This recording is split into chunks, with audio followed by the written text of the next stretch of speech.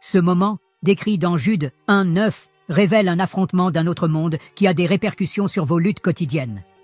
Mais voici le hic. Cette bataille n'a pas été gagnée par la force ou la violence, mais par la parole, dévoilant ainsi un profond secret sur la façon de surmonter les difficultés. Pourquoi Michael, l'archange, se serait-il appuyé uniquement sur les mots pour vaincre Satan? Et pourquoi Satan était-il si déterminé à s'emparer du corps de Moïse? Les réponses révèlent une vérité qui se répercute depuis les temps anciens dans votre vie d'aujourd'hui. Imaginez la scène, une vallée désolée de Moab, où Moïse, le chef vénéré d'Israël, a rendu son dernier souffle. Son peuple s'attarde à la frontière de la terre promise, mais Moïse n'y entrera jamais. Commençons par le début. Dieu lui-même se charge de la tâche solennelle d'enterrer Moïse dans une tombe anonyme. Mais cet acte divin déclenche une dispute céleste.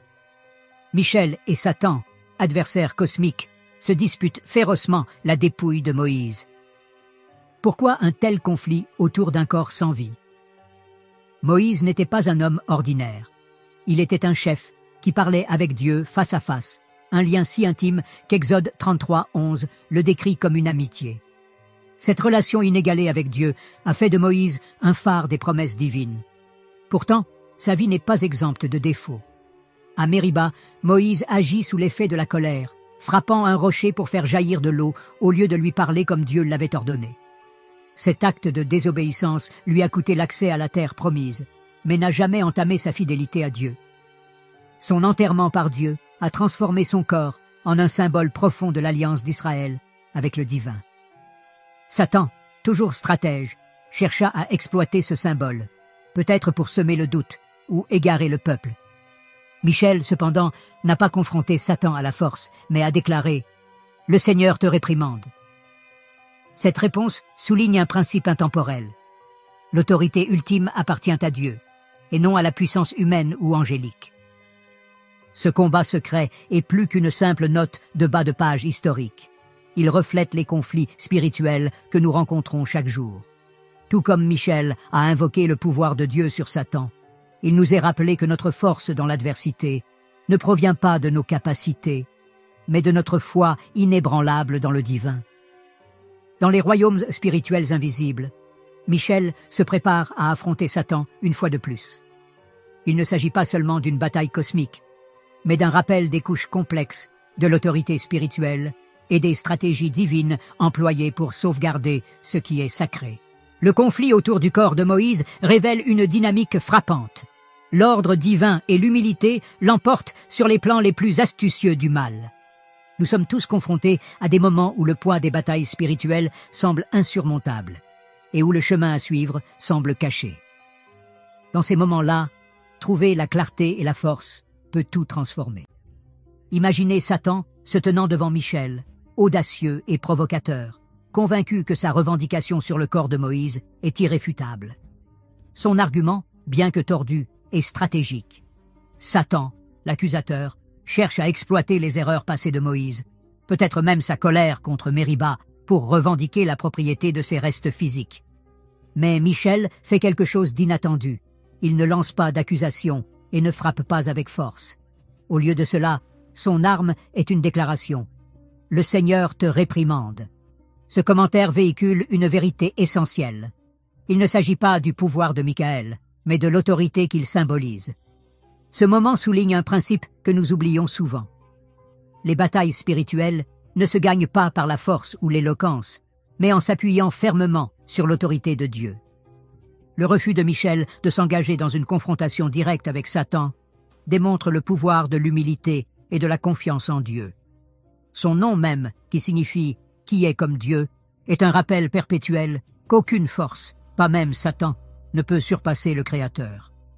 Au fur et à mesure que la bataille se déroule, la signification du corps de Moïse devient encore plus claire.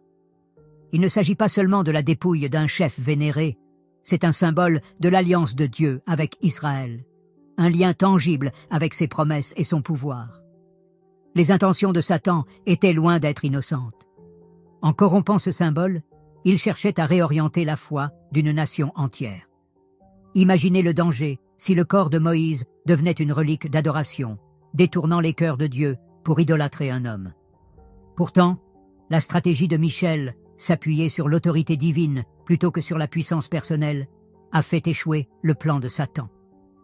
Il ne s'agissait pas seulement de protéger un corps physique, mais de préserver la pureté du culte et l'intégrité de la relation de Dieu avec son peuple. En découvrant les leçons de la confrontation de Michaël avec Satan, rappelez-vous qu'il suffit d'un pas pour obtenir des conseils clairs. Alors que Michel se tenait devant Satan, l'autorité qu'il exerçait n'était pas ancrée dans la force ou la stratégie, mais dans la vérité inébranlable de la puissance divine. Sa déclaration « Le Seigneur te reprend » n'était pas une simple réfutation.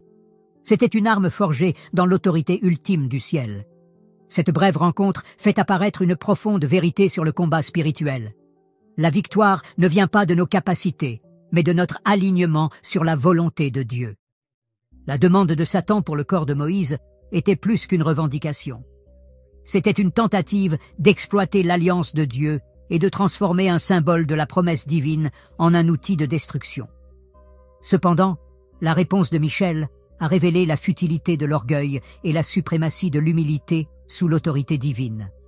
Ce moment reflète une stratégie intemporelle, le pouvoir de dire la vérité de Dieu contre les mensonges de l'ennemi. Considérez la manière dont Jésus, dans le désert, a fait face aux tentations du diable. Il n'a pas fait appel à des légions d'anges, ni accompli de miracles pour affirmer sa divinité. Au lieu de cela, il s'est contenté d'énoncer les Écritures. Chaque fois qu'il déclarait « Il est écrit », il réduisait au silence les plans de Satan. Cette approche ne visait pas à faire étalage de puissance, mais à démontrer où se trouve la véritable force, la parole de Dieu. Ce principe n'est pas réservé aux êtres célestes ou au Messie. C'est un don offert à tous les croyants. Imaginez que vous affrontiez vos propres défis, la peur, le doute ou la tentation, non pas avec anxiété, mais avec la confiance qui vient du fait que vous savez que vous portez l'autorité de la parole de Dieu. Lorsque la peur chuchote des mensonges dans votre cœur, vous pouvez lui opposer la vérité. Dieu ne m'a pas donné un esprit de crainte, mais de force, d'amour et de saine intelligence. 2 Timothée 1,7. Mais il ne s'agit pas de mémoriser des versets pour trouver des solutions rapides.